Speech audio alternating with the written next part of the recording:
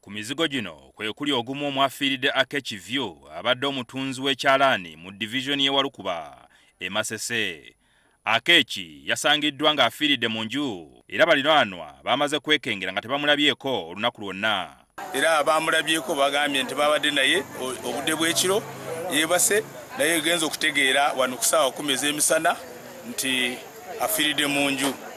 Ekyamusse tetunaba kukizuula naye tusanze mu nju essapiki y'ebijanjaalo ate nga bisiriddemu.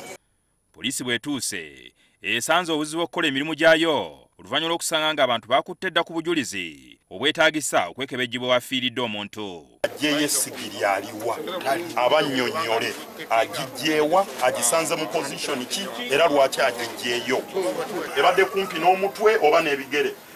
Bwe mulisisinkana omuntu omulala afudde bw'ati temugezanga kukwata ku kintu kyonna kuba mugenda kwonoona okunoonyereza kwa poliisi. Oluvannyuma omulambo gwe gujjiddwa mu nju ne gutwalibwa mu ddwaliro okwekebejjebwa.